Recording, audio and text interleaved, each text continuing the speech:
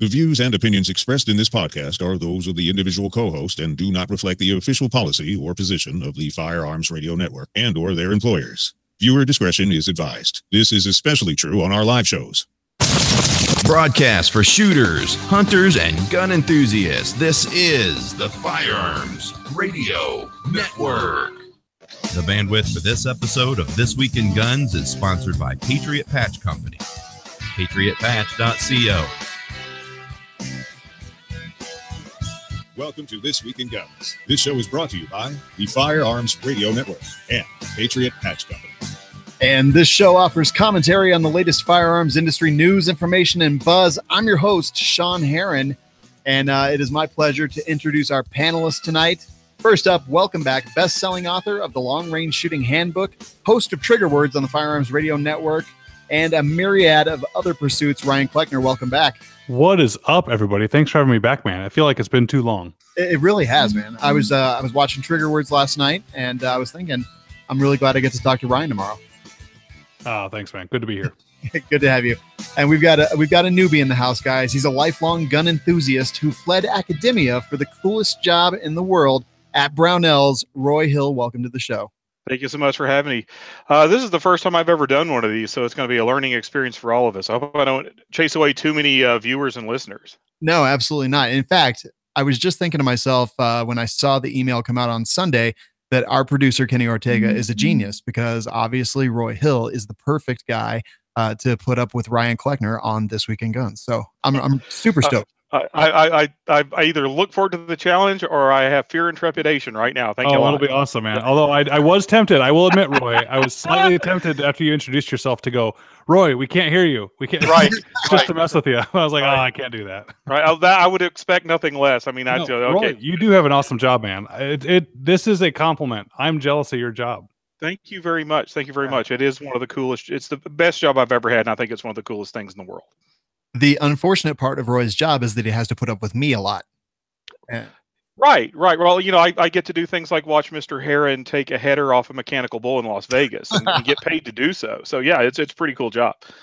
I think that's where I must have met you, Roy. I was there. Yeah, at Gillies, yeah. Yeah, and you know what, Sean? Did we ever do a SHOT Show catch up? No, we did not. It's like been so long now. I know. I've already forgotten about it. All the good stories out there, Industry Day at the range. I know.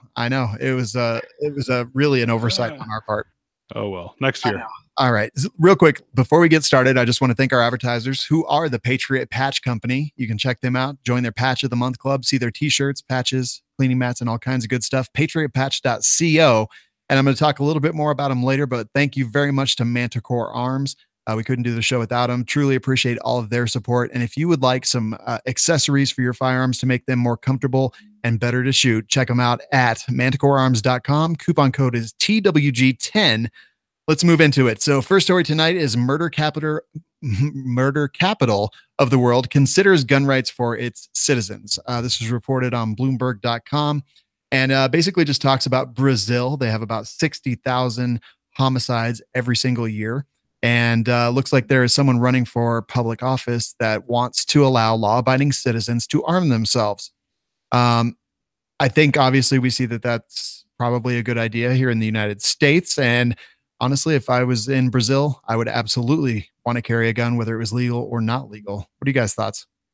Well, I don't think I'd want to be, taking a walk around any of the favelas, with $20 bills hanging out of my pockets or anything like that. But I've seen some of the videos of Brazilian police doing things like interdicting alleged drug dealers from the air from helicopters with FALs. It looks like they don't play very well down there. But yeah, I would be all for that if I lived in Brazil and had to face stuff like that every day.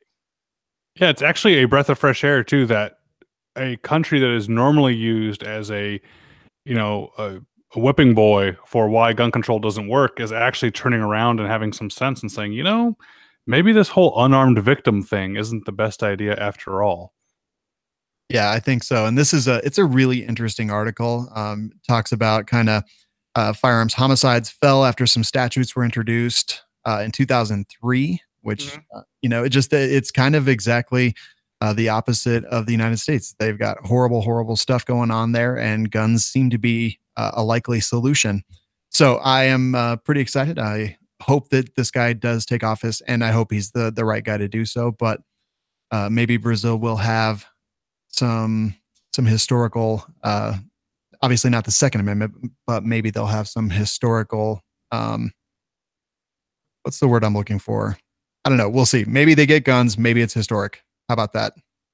All right. I don't even know what the heck I was trying to say. We'll look forward to seeing what happens down there. Absolutely. Yes. Yahoo.com reports, meet the pro-gun Parkland student out of Florida. There's a guy named Kyle Kashuv, and I actually saw him on Steven Crowder just recently within, I don't know, the last week or so. And Yahoo basically just kind of tells the story about him. He was on a bus and was interviewed on February 20th, shortly after. This was a Never Again protest bus. And, since then, he's kind of distanced himself. Again, it is a pro-gun teenager. I see a lot of memes and stuff on the internet that talk about not really listening to teenagers and their opinions on the Second Amendment and the future of the country and gun control and things like that. So, but it's nice to see from the other side as well, but he's definitely not getting as much airtime as some other people.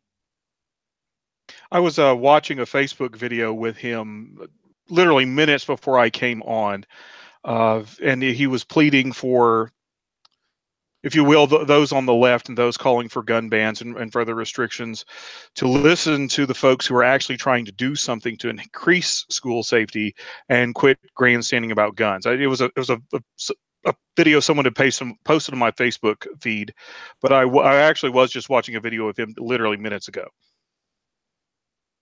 Well-spoken kid, and he's working on an app called Reach Out, and also met with a lot of politicians. So instead of spending his time standing on stages throwing Hitler fists, he's actually meeting with politicians to make some changes and do some good. I think that's positive. The Reach Out app that he's working on is basically for students to reach out to each other if someone's struggling emotionally or just needs someone to talk to. And again, I think that's definitely a good thing. So kid seems to have a good head on his shoulders. Again, whether you want to listen to kids or not, good to see both sides. Well, I mean, let's listen to what they have to say, of course, but no, they're not making policy here. That's why they're not old enough to vote. That's why they're not old enough to do a lot of things, because they're children. Exactly. I'm not going to say that I'm going to disrespect their views, but I don't know. I think the app is a good idea. Mayday Safety has exploded on us. I can't get that out fast enough. People that want to beta test, let me know still. We're finishing up beta testing this week and next week. But yeah, maybe some proactive solutions to fix things instead of blaming something, instead of calling for high capacity package control to get rid of bombs, Yeah, you said Mayday Safety. What is that? Could you fill me in on that? That sounds kind of interesting. Thank you for the plug, Roy. I was like, that's one of the things I do. I'm gonna see an invoice for that one. Yeah, so Mayday Safety is an app that I started creating last year, and it is a system that allows safety to be crowdsourced among everybody. So everybody can feed into the system and everybody can get reports from the system.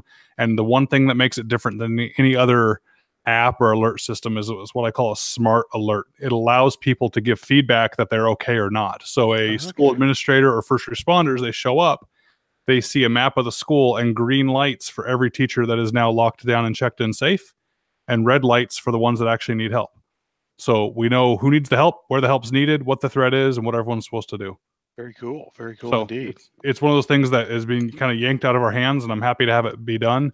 And we'll see where it goes.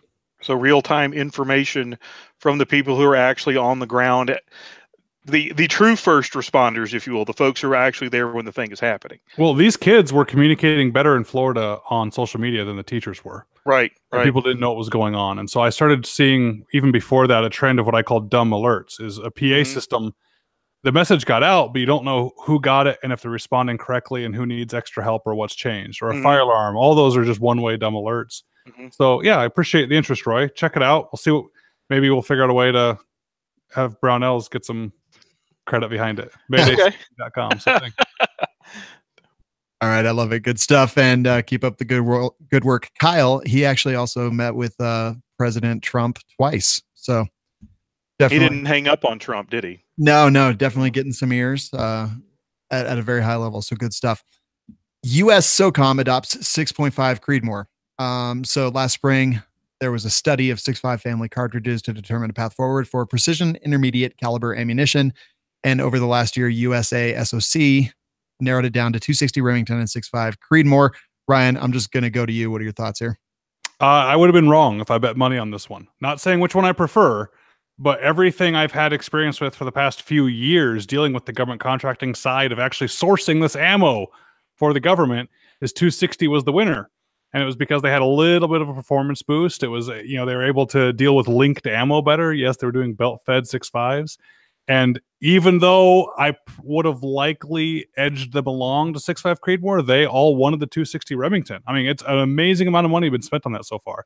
And so now it looks like they actually went 6.5. And this is why I'm finally on the 6.5 bandwagon. I joined it recently and people said I was either crazy or why did I wait so long? Well, this is why. Because new fangled cartridges come up every single year and they go away just as fast. But by the time I can find multiple options in a Walmart, the cartridge is probably here to stay. Right. And now we have the government adopting it. Yeah, it kind of makes sense, guys. It's the way to go now. Well, I've been on the 6.5 bandwagon for years, but I guess my gateway drug for the 6.5 was my 6.5 of 55 Swedish. In fact, I was shooting both an M96 and my AG42B Lungman. There might be a video coming on one of those, so I'll keep you guys posted. But I've loved 6.5 for a year. I've got I've got 4 guns in 6.5 to 55 Swedish. I've got 6.5 Grindles. I've got a 6.5 Grindle bolt gun and a chassis. I've got everything for my 6.5 Creedmoor. Man, I've got 250 rounds of 6.5 Creedmoor ammo, but I can't get my barreled action.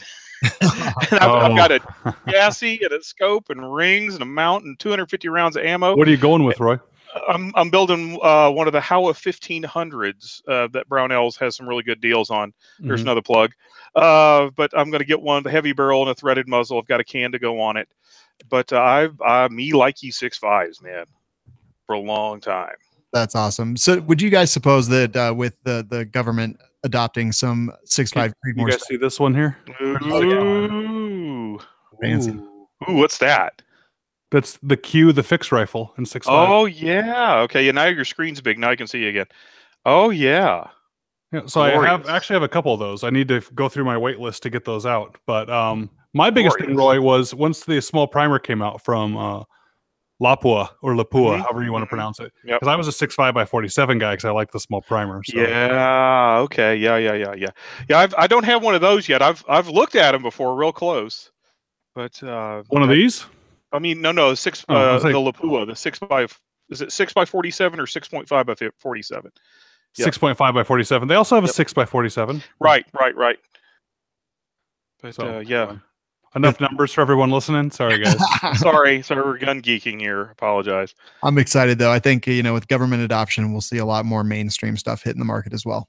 Oh, it's great. Now the 6 Creedmoors, to beat a dead horse with numbers, I don't get that. I don't see, besides competition shooting, I've shot them. I don't see an appreciable benefit over going even smaller. I think that 6.5 Creedmoor is the perfect match. I'm taking that to a safari hunt in Africa, a 6.5 Creedmoor. Oh, man. Very nice. Are you going after Plains game? Or? Yeah, Plains game. Very cool. Wildebeest, warthogs, things like that. And taking Magtex or Cellular and Bellow, whatever, however you say, S&B's new 6.5 round for some of the stuff. It'll be fun. Oh, awesome. Good stuff. Next article is actors read gun facts for the first time, see their reactions. So since this is a video, I'll just kind of lay it down for you guys. They basically come up with a lot of gun facts, like handguns are responsible for more than 80% of total mass killings. And they have the actors reading them, and you can just see the recognition dawning on their faces as they read it, that they're like, oh, wait, is this true? And they're decidedly pro-gun facts, but it's interesting to see the actors kind of come to realizations. One of them even says, I was on one side of this without really knowing any of the facts. And, now that I see some of the facts, I have no idea why I believed what I believe. So not that revelation is going to be, 100%, but it was kind of interesting just to watch this experiment, as it were. Yeah, I actually watched that video earlier today. And it was interesting. It was interesting to see the and as you said, Sean, if you actually, I mean, you go out there and you can find the video pretty easily on YouTube, and you can actually see the light in their eyes change in some of them as they say, because you can feel that they just want to stop in the middle of their reading and go, make a noise like Scooby or something. Exactly. That doesn't sound right. Exactly. You really do. You just see it. There's a lot of follow up. They'll finish reading the line, and then there's a lot of wait, really? Is this true? Right. Yeah. So again, definitely scripted, and they had obvious. They had an obvious goal here, but it was definitely good to see. And I think a lot of people, once faced with facts that support gun ownership and things like that, I think a lot of people have that moment of realization. So I'll risk getting beat up here. Am I the only one that is a little nervous whenever I hear the comparison stats between one gun or another? Because I go, right. You're making a good point, but there's better points to be made. Yeah. Right. And you can't tell me it's not the tool. Right. And then focus on the tool. Yes. And then you also, that's one argument. And then the other one is, well, crap, let's ban handguns then. Let's ban handguns, right. And I don't know how old you other guys are, but I'm old enough to remember when the big dog on the anti-gun side was Handgun Control Incorporated, and Morton Grove, Illinois passed their total handgun ban, and Chicago had their handgun ban, because that used to be the battle cry of the antis. We have to ban those evil handguns and those awful Saturday night specials. Ooh, right. So yeah, that particular dead horse has been beaten plenty before. Yes, I understand exactly what you're saying. Yeah, so do I. I think the same thing. I'm like, quit giving them ideas. Yeah. Or also just the logic of it. You can't say the tool's irrelevant, and by the way, this tool is used more. It's like, well, wait a minute. Either the tool's irrelevant or it's not. It's one or the other, right? Or the wording of it that the handguns are responsible for 80% of mass shootings. No, it's the shooters who are responsible for the mass shooting, not the particular tool that the shooter, that the criminal decide to use to kill other people. So, Sean, to segue a little bit on you for the same topic, though, have you guys seen how the packages or the bomb arguments have helped? Because I have. It's been a lot easier to say, oh, there's a march against violence this weekend. Is that the one against bombs? Sarcastically, people say, well, no, why? What do you mean? And it's because it's just such a great analogy to make right now. Or, guys, we should start putting reasonable limits on the size of packages. Nobody needs a package big enough where they can get more than one bomb in there. Right. If we just limit the size of packages, they can only get one bomb. Bomb control now. Yeah, exactly right. And I hate, and I shouldn't hate. I kind of dislike making jokes about people being injured. Of course, we shouldn't be doing that. But it's perfect timing, isn't it? Yeah, it is. And I see them all over the place. Whether they help or not, I don't know. People just the people who want the gun control, they're just so fixated, and I'm not sure that they even see the correlation there. But yeah, I mean, I've seen all these arguments. I see them all over the place almost every day. Every time I see one, it kind of makes me smile a little bit, because I'm like, it's a really good argument. Ryan, where have you actually seen it help? Help what? Gun control? Yeah. Have you actually seen? No. So here's the problem is I will ask people. So one of the reasons I teach is just because I love debating students, right? It's not for the career of it. It's because I like seeing both sides of the issue, and I like hearing other people's points of view. But I will ask now. I've learned enough that one of the first questions I'll ask when I'm debating someone about guns is, do you want to reduce gun violence or all violence? And some people have honestly answered me, well, gun violence. Okay, we're done. No problem. Have a nice day. Because that's not a rational conversation I can have with you, because I'm not okay with trading gun violence for more of other violence. And so when I finally get someone to admit they want to reduce all violence, then we can go, okay, now let's talk about that. Now let's throw in these Australia stats. You guys love to bring up Australia and how they did this big gun ban, but let's talk about how actually all their other types of violent crime either stayed the same or increased. That didn't help at all. Or the bombs. And one of the biggest arguments I get back from that is, oh, so since criminals don't obey laws, we should just get rid of stop signs? We should have no laws? I say, no. I'm not saying that because criminals don't obey laws, we shouldn't have laws.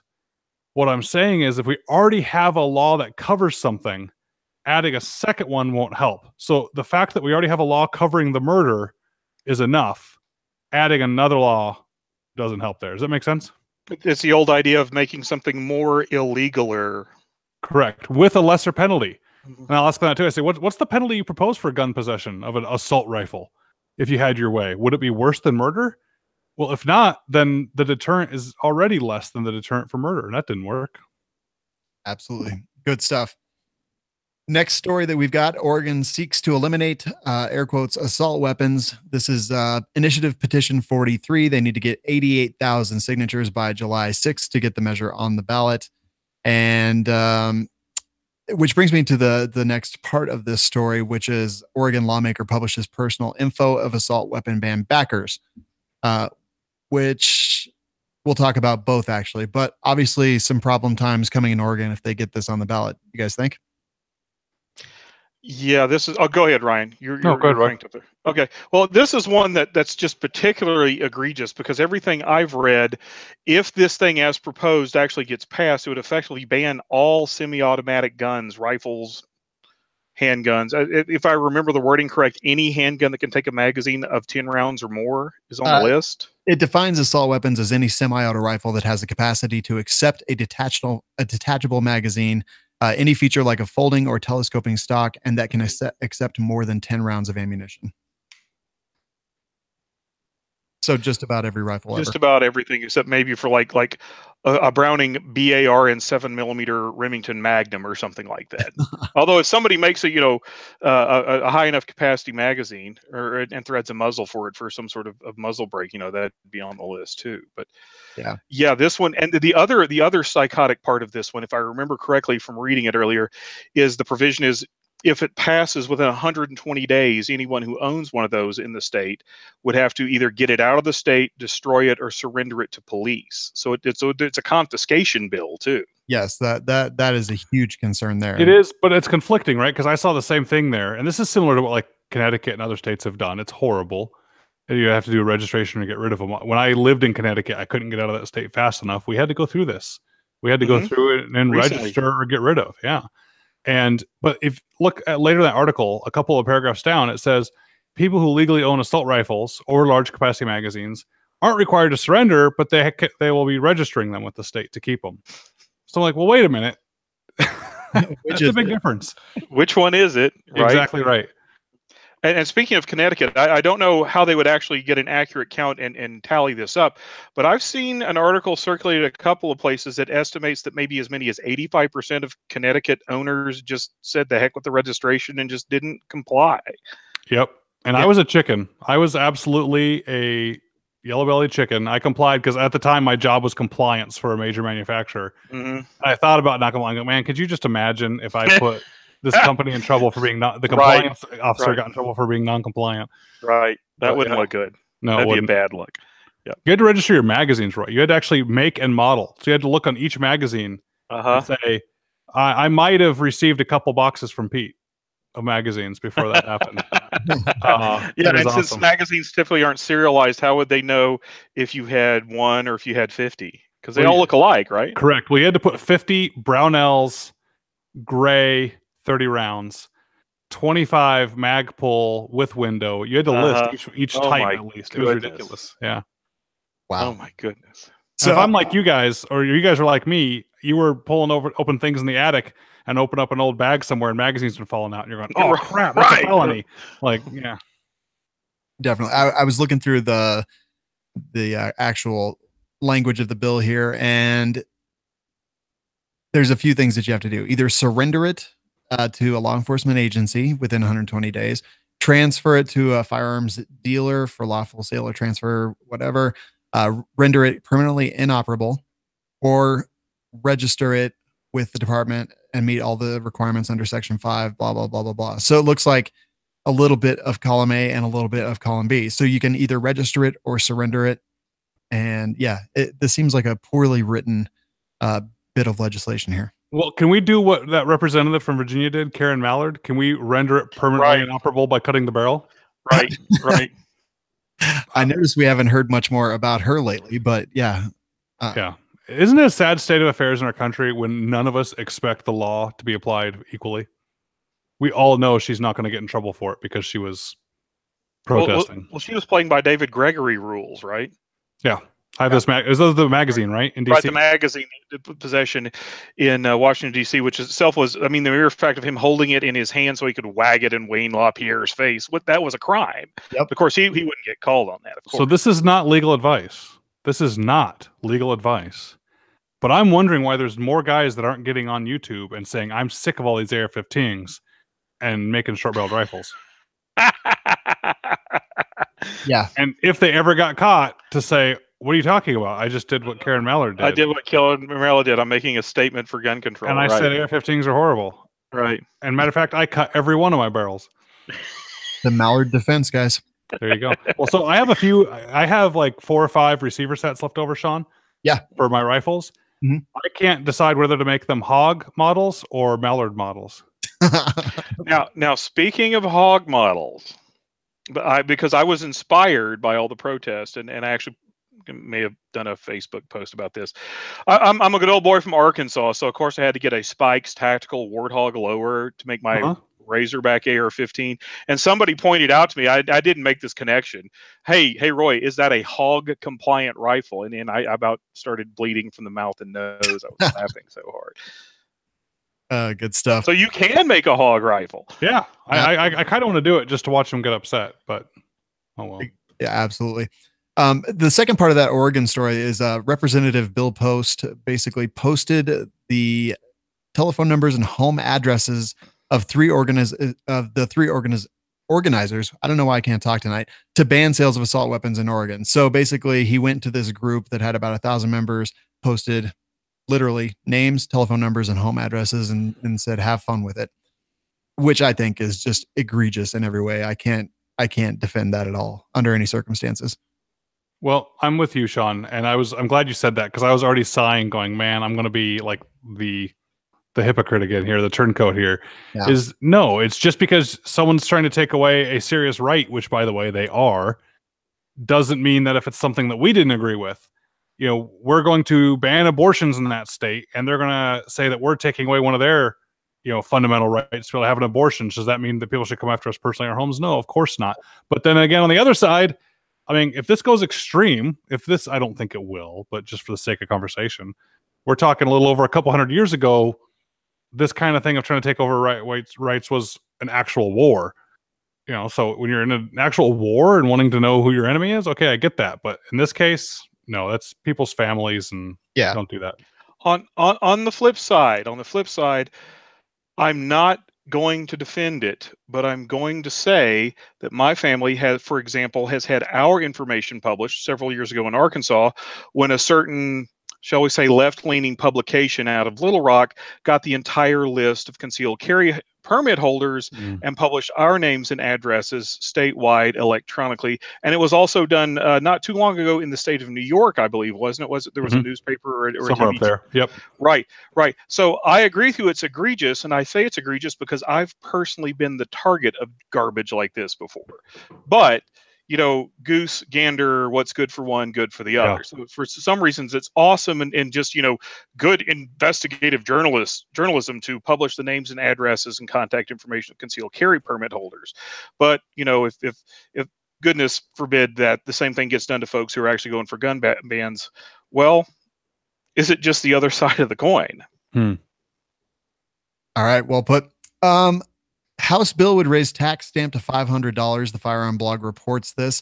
This has basically been introduced very beginning stages in the U.S. House of Representatives, but among other things, would increase the tax stamp from $200 to $500. A matter of inflation or just pure ridiculous gun control. So, as the completely selfish capitalistic owner of Rocket FFL, that makes a living off of getting people to get their FFLs. Heck yeah.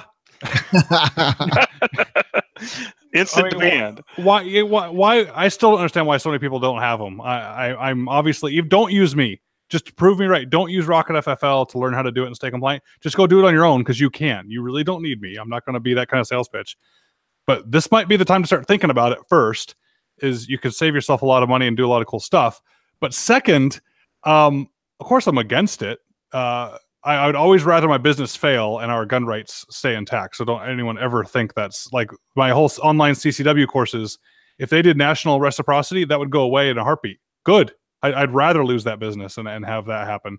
But the federal government, as far as I know, this is the only tax that the federal government hasn't increased ever.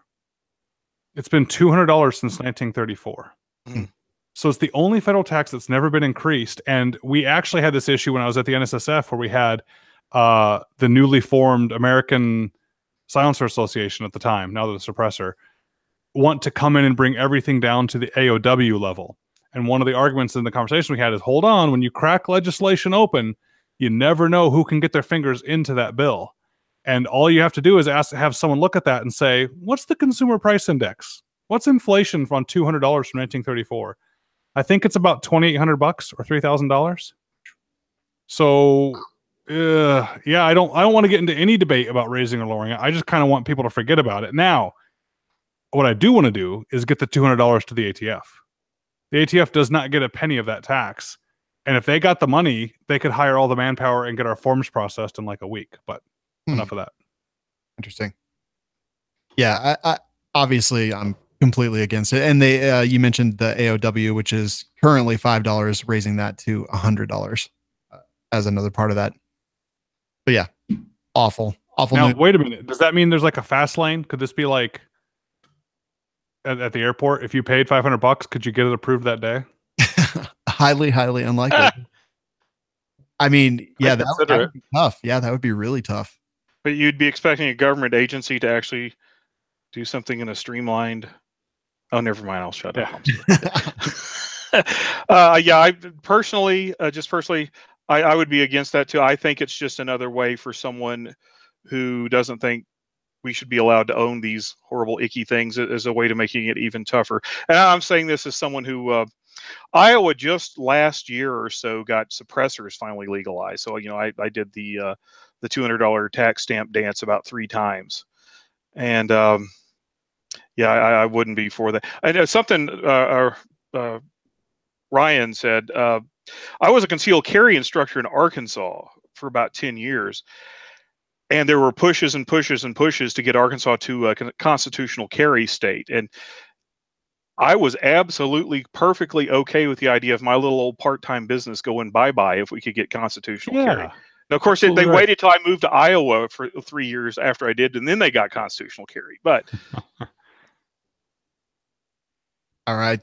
Next story is Debbie Wasserman Schultz introduces ammunition background check bill.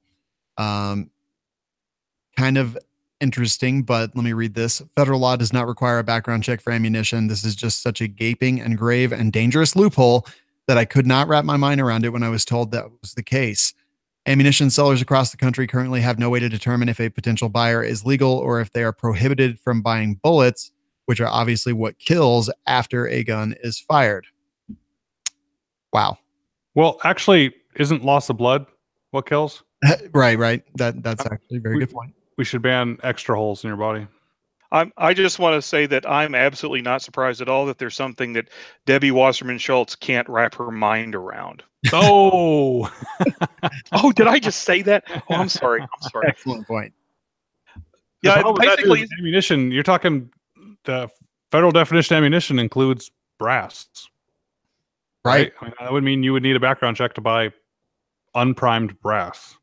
And isn't this similar to something California just recently enacted? Don't you now have to have a background check to buy ammo in California? Well, it has to be face-to-face transactions. Okay.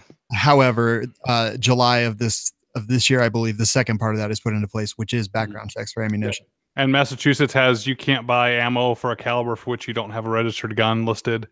Oh, good grief. Yeah, this is actually pretty terrifying. Boy, I'd be in trouble about 7 or 8 times if I lived in Massachusetts. Yeah, I mean, just imagine on a day in the summer, on a weekend day in the summer, maybe a Saturday where there's gun shows across the United States and NICS is backed up, 2-3 hours, just kind of depending on what it is.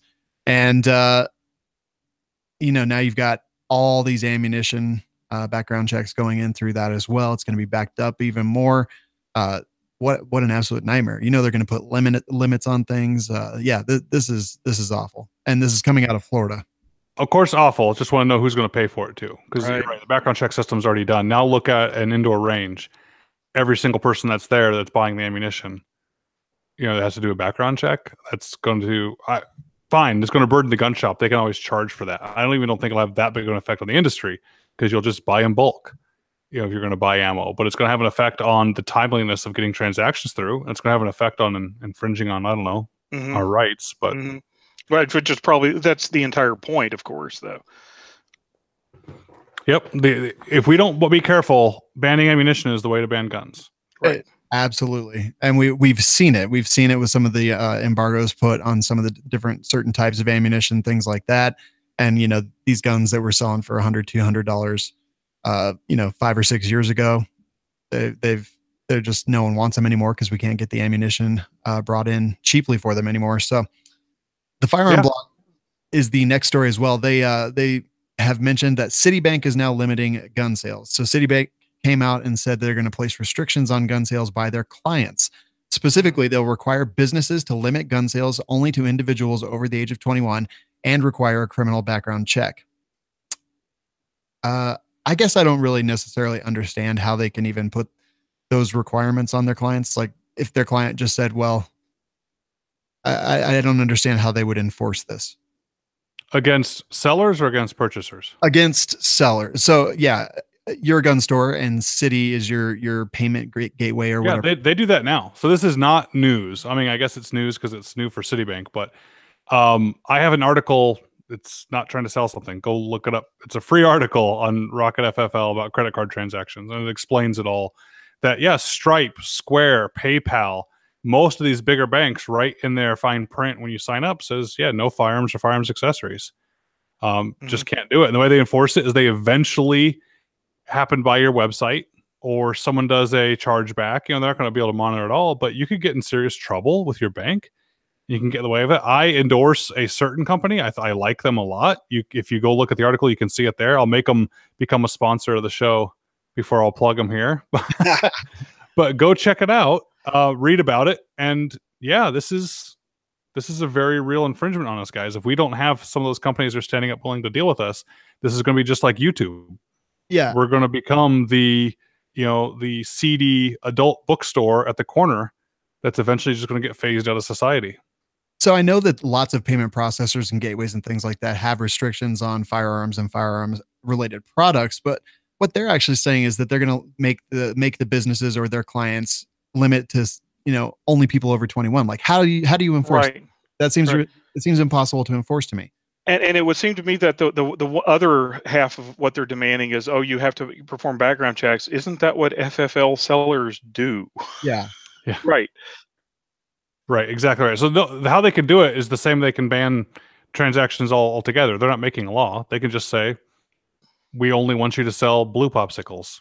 That's right. The rules you agree to when you sign up with them. If you get caught, you get caught. They shut you down. Yeah, I guess I just don't understand. It seems like to me that they were just trying to make a public splash with this new proclamation. Yeah, they are. They're trying to virtue signal to try and say, hey, look how good we are. But people are going to follow things like that. There's a lot of things that aren't laws, right? I mean, like R-rated movies. When we were under 18, I'm sure we all thought it was illegal to get into an R-rated movie. There's no law. It's just the actual motion picture groups say to the theaters that we will only let you have our movies if you agree not to let under 18-year-olds see these. It's the same kind of thing for this. Yeah. Makes sense. Trump and Department of Justice going after bump stocks without congressional action. This is reported by foxnews.com. And Trump administration to ban bump stocks, all devices that turn legal weapons into machine guns. We've kind of been seeing this. We've seen a lot more about it. And this, again, kind of, how do they do this, Ryan? I'm going to miss Jerry Michalik. That's all I can say. I've seen the little meme that Kay's going to either have to, is she going to destroy him or turn him into the police? Right. So legally they can't do this. But then again, there's a lot of executive orders that happen. So the problem is laws are made by Congress or drafted by Congress. The law says what a machine gun is. Right. ATF, of course, is allowed to have its regulations, and the ATF is under the presidential side of the house, all the administrations are. They're allowed to have regulations which, for the fancy word, promulgate or carry out the law. They can help specify how it's supposed to be done. So like the law can say a background check is required. The ATF is allowed to say, this is how we're going to do a background check. We're going to use this type of form, and this is the information we're going to get. So it can only be used to carry out the law.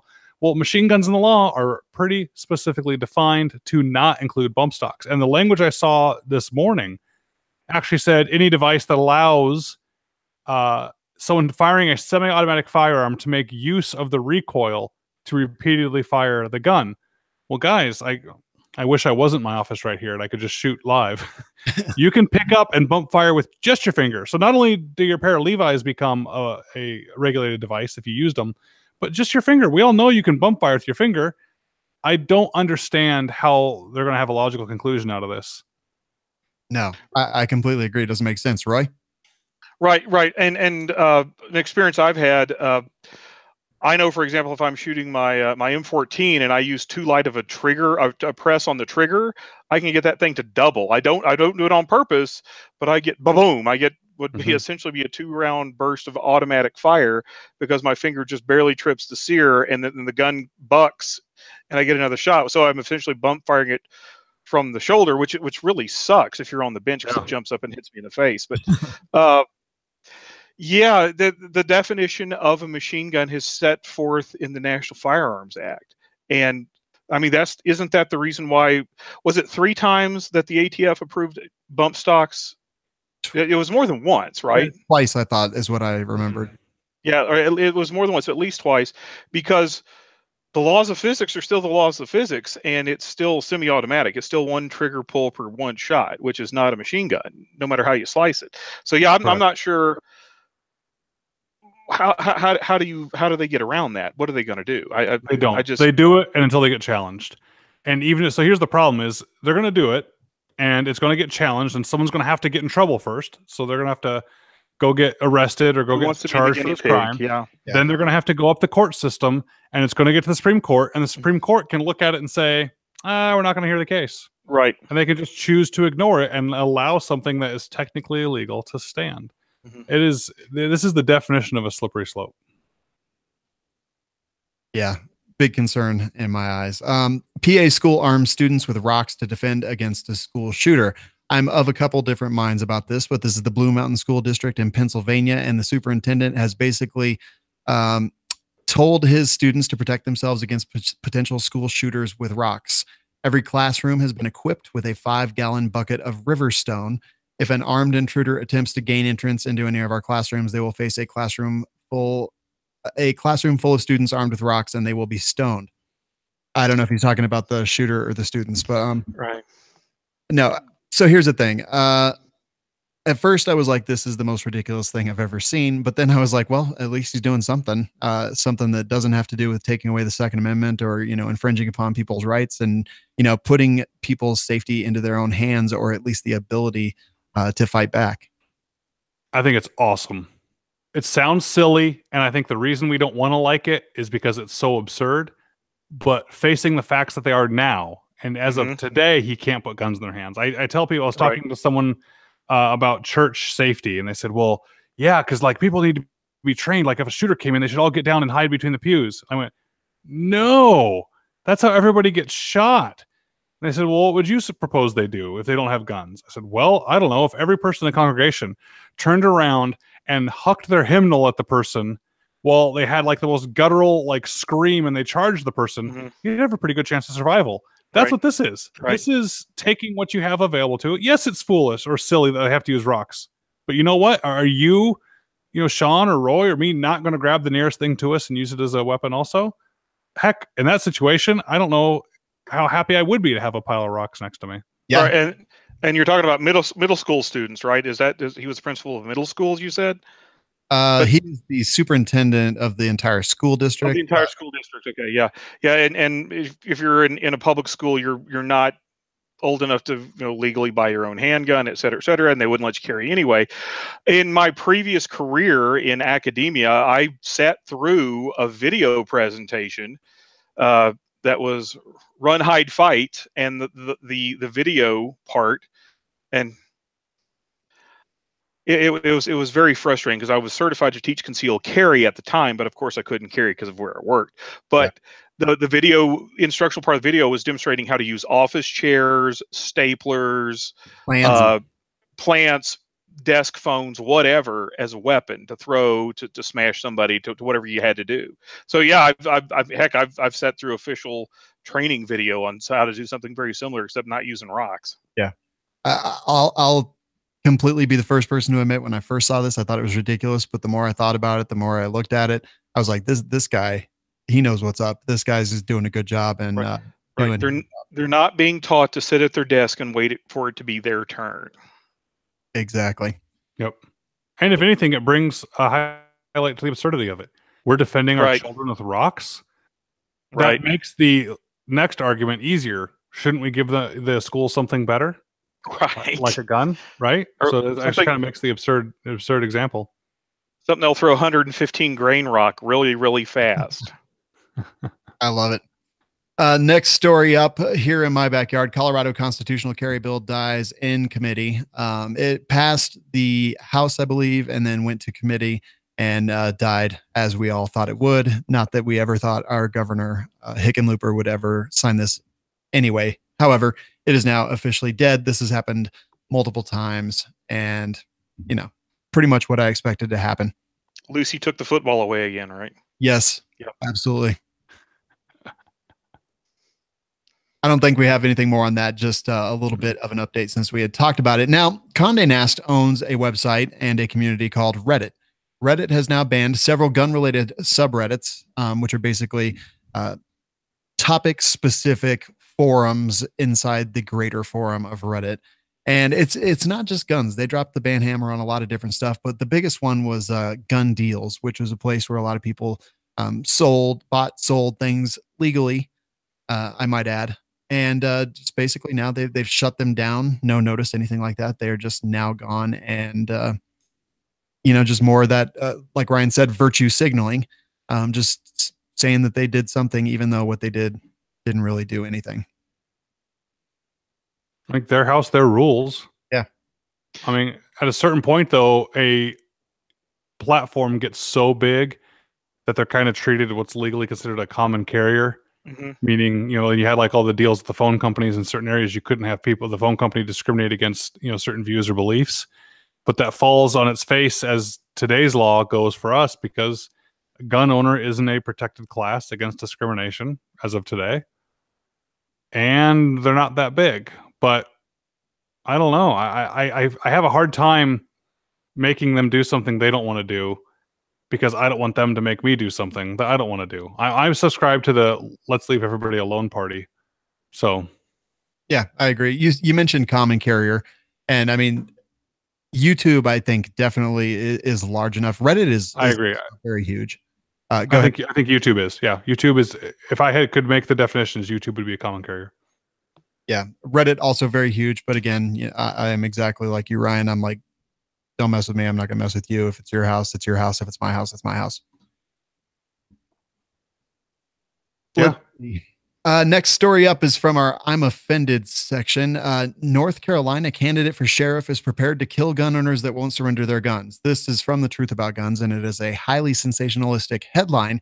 However, basically what happened is this guy, Daryl Fisher, he was at a Moms Demand Action meeting and made mention he was, doing this thing, campaigning, whatever. And he said, "You've heard people say you have to pry my gun from my cold, dead hands." And then he kind of looked smug for a second and then shrugged his shoulders and said, "Okay." And that upset people. Thoughts on this one, Roy? Yeah, I saw that one linked on a certain forum before it became national news. I saw it was probably linked on that certain forum within minutes of it going up on the guy's Facebook page, etc. What was fascinating to me is because, I hate to quote Tricky Dick here or anything, but it's never the crime; it's always the cover up. And I think the guy said, he says he's trying to make a joke, but what's been funny to me is his scrambling, panicked efforts to walk it back and try to cover it up. Yeah. Ryan, thoughts on this? I just want to know if he really knew what Mom's Demand Action was for. Did he ever admit that he might have shown up to the group expecting something else? Like a singles meeting or something? Well, I don't know. Have you seen pictures of the dude? Oh, sorry. I'll stop. I apologize. So I think this is some of the irony that people miss is they scream one week that the government and law enforcement are evil, and then the next week that they only want them to have the guns.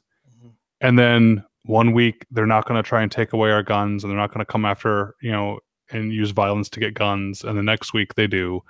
That's the problem with emotional based arguments is I think they might, this isn't just a slight. I think they might lose track of what they really want to do or where they're at. Yeah, completely agree. But I mean, prying from the cold dead hands, all I can imagine was tens of thousands of people rushing to the internet to type "I'm your Huckleberry" into Facebook or Reddit or whatever. That's essentially what I saw. A bunch of those, yeah. Right, all the Doc Holliday memes, right? Yeah. MSNBC Anchor said that the Maryland shooter would have used an AR-15 if the NRA had its way. She posted on Twitter, if I recall correctly, and said, worth noting that if the NRA had its way, the student who shot 2 people at a Maryland high school would have had access to an AR-15, not just a handgun. Imagine how much more carnage that could have unleashed and the disadvantage that school resource officer would have been at. But, this is a 17-year-old kid who it was illegal for him to even buy a handgun or own a handgun. So buy handgun ammunition. Right. I'm not even sure what the actual point was, but, is this just political grandstanding from a supposed media source? Yeah, that shocks me. I mean, yeah, people at the NRA are thinking, dang it, if he only had an AR-15, that would have made our cause so much better. Right. Right. Like, I don't understand. I'm not just trying to be silly. I really don't understand it. Is faced with the facts that none of the laws against guns stop that from happening. They say, well, yeah, these evil gun people would have wanted it worse. No, we don't want it worse. I'm tired of hearing these kids say things like, we'd rather see children dead and make money on guns. No, they're completely fundamentally misunderstanding our point. We actually abhor the criminal misuse of firearms more than they do. We just think we have a better solution for it. Yeah, and even if I don't know what the solution might be, I can pretty much tell you what I'm sure it isn't. Yeah. I don't know exactly what she was trying to say, but Breitbart says that they think she was trying to respond to the NRA's defense of the constitutional rights of 18 to 20-year-olds. Yeah, I really don't know. Well, I heard a lot about the bombs too. When I bring up the bomb control, they say, "Oh, well, look how many people got killed. Not that many. More people were killed in Florida. So thank goodness that they only used a bomb. Maybe that'd be better if people used bombs. So maybe that's the logic. I guess. I mean, Timothy McVeigh used a bomb. Wasn't that besides 9/11? Wasn't that the biggest? It was 140. It was 140 something or 120 something killed in one instant with McVeigh. It was over 100 something. Yeah, over 100. I don't know. Should have made it illegal. Should have. Anything else in that I'm offended section that rattles you guys? I'm good. I can't see anything else there. It's pretty standard playbook in my opinion. So our full auto news segment talks about stuff that the other media won't talk about. The one that I picked, and if you guys want to look through those and see if there anything there strikes your fancy, but the first one is candidate for Senate wants to arm the homeless with shotguns to reduce crime. This man is insane, in my opinion. What state is he running from? He is in Michigan, and he is a libertarian. Now, wait a minute, Sean. Hold on. If more people have guns, there's going to be less crime. You can't argue both sides. Okay, so here's the thing. And here's my entire point on why I think he's a lunatic, because the homeless population here in my hometown, and absolutely this is completely anecdotal on my part. I have volunteered at soup kitchens here in town, and a very large portion of the homeless population here is A, scary, B, a little bit insane. I don't know exactly what their specific diagnosis is, but I'm telling you that if you walk down our downtown streets, there's a lot of people talking to themselves and flowers and trees and their bicycles. Oh, there's no doubt a major contributor to this country's homeless problem is the shutting down of the mental institutions. Without question. Yeah, and completely agree. So I'm not saying give them guns, but I'm not saying this is a good idea. I'm just trying to like hold your feet to the fire on, no, wait a minute. I'm all for people having AR-15s, but an anti-gunner would say, I've met a lot of scary dudes. I don't want them having AR-15s. Yeah, but oh no, I kind of mine is purely just because I have seen our homeless population here, and they are all pretty nuts, and I'm pretty sure they can't pass a background check. I would be surprised if even 30% of our homeless population in Colorado Springs, Colorado, could pass a background check. The ones that can, of course, I want them to own a gun. If they could, would you support it? If they could, yeah, absolutely. I support it. Like a little stamped sheet metal Liberator, like a government issued firearm. I'd love that. A government issued firearm to every person that could pass a background test. I'm totally in without question. If they can pass a background check and they've never been adjudicated mentally defective, I'm fine with it. But the candidate is advocating for shotguns, right? I mean, is he talking like break open single shots? Is he talking, like, I mean, if you're a homeless person, and I hope you don't stay homeless for long, but where would you keep a shotgun? Strapped to your back. In a shopping cart. They make a shopping cart scabbard. Yeah. Now I will say that. Now, hold on, guys. We're going to solve a lot of things here. Okay. We're going to also cut down on the pigeon population and feed the homeless if we give them shotguns. All at the same time. Guys, I'm behind this. He actually thinks that the ideal weapon would be a pistol, but due to licensing requirements in the state, they're going to have a hard enough time getting homeless people shotguns. How about this? And pigeon has been considered oh, sorry, go ahead. I was just wondering if Sean would be okay with like a blunderbuss for the homeless. Not an actual firearm? Yeah, like an actual antique firearm, a blunderbuss. Still a shotgun. Flintlock. Yeah. Works for, like, hey, I fully admit, if you can pass it and get it legally, I'm 100% down. I just don't believe that a large portion of the homeless population. Yeah, we agree there. We definitely agree there. Right. And I just want to point out that pigeon has been considered a delicacy at various times in history. So, well, it's also a disease-carrying rodent, right? We need to get rid of these things. Absolutely. I mean, they're going to have to follow the same rules, so they're not going to be able to discharge them in town or anything like that. Right. But yeah, I guess my biggest concern would be, where are they going to store them? I mean, the tent's easy to break in, and now they actually have something worth stealing. But they got a shotgun to defend themselves. That's circular logic. We don't have to worry about where they store it. I don't ask the person on a nude beach where they keep their credit cards. We can solve that problem. I don't want to know, man. I don't want to know. So many swipes. Ryan, what's the story that you looked at? The story I looked at was a whole bunch of squibs. So 22 squibs in one barrel. And I don't think that's what happened with anything but a direct blowback firearm. It was a 9mm AR. So the guy shot presumably his reloads for handgun. So some guys will make, like me, I'm guilty of doing that. They'll make these, really light pistol loads, kind of mouse fart loads that just can you shoot fast and run for like 3-gun and stuff like that. Well, that's not necessarily going to work in a 16-inch barrel, especially when your mechanism isn't locking when the bolt is just blowing back right away. So you're losing a little bit of oomph there, and it's got to go down a longer barrel. So this bullet got stuck in the end. He couldn't figure out what was going on and why he wasn't hitting the target. So he shot 21 more times, stacking each bullet behind the next and filling the entire barrel all the way back. And with a blowback, you're saying he would still get a report of the cartridge igniting, right? Yeah, and it might have even cycled function just fine. Because it's going to blow itself back. It's just going to be pretty violent on the blowback.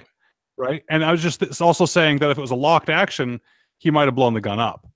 Right. So by the overpressure, just pushes the bolt out of the way when the pressure got too high. Where if it was something that actually had a locking mechanism, he might have, normally you shoot a bullet into the back of a stuck bullet, you got problems. Yeah, like overpressure problems. I'm thinking of myself. So I think the direct blowback helps mitigate that because it just is a pressure release valve on its own. So the point is, if you got a weird sound, guys, when you're shooting, stop. I've had somebody save me from shooting around the back of a squib. I was in the middle of an IPSC match, I had no idea. The range officer was doing his job. So pay attention to what you're doing, folks. Mm-hmm. Exactly the same scenario with me. I've had squibs twice. I caught one, and the other one was an RO at a USPSA match caught me and stopped me from shooting into the back of a squib. Mm-hmm, mm-hmm. And my similar story is the very first time in my life I ever loaded 45 ACP. The third shot out of the magazine was a squib, so I had to take the gun apart, hammer the bullet out of the barrel with a dowel, and then I painstakingly took apart the other 247 rounds of ammo I'd loaded. And of course, every single one of them was just fine. But you didn't do the shake test, right? I tried the shake test, and I had a little primitive scale that didn't go up high enough. We've all been there. We've all been there. I actually, for my 223 loads, I load those so light you can easily hear the powder in there. I All right. use my daughter's good ears. She likes to come out with me while I'm reloading, and I put them in the bucket. She picks up each one and shakes it in the bag. So she's my Yep, that one's good. Awesome. How old is she? Hey, breaking up. Can't hear anybody. You cut out. How old? She's 7. Oh, okay. Awesome. I got a 10-year-old. All right. I love it, guys. That'll do it for the stories tonight. Roy, thank you so much for being here. It was awesome. It was absolutely enjoyable. I hope I get to do this again. Absolutely. You made the list, my friend. Oh, thank you. Thank you very much. Where can people keep up with you when you're not on This Weekend Guns? Probably you'll occasionally see me on the Brownell's Facebook page or the Brownell's YouTube channel. Also, there's that shadowy organization known as the Bureau of Propaganda. You can check us out on Instagram usually, and also I'm on Instagram. I've got true to my Southern Arkansas hillbilly roots. I'm Possum Fatback on Instagram. Nice. All right, I love it, man. Thank you so much.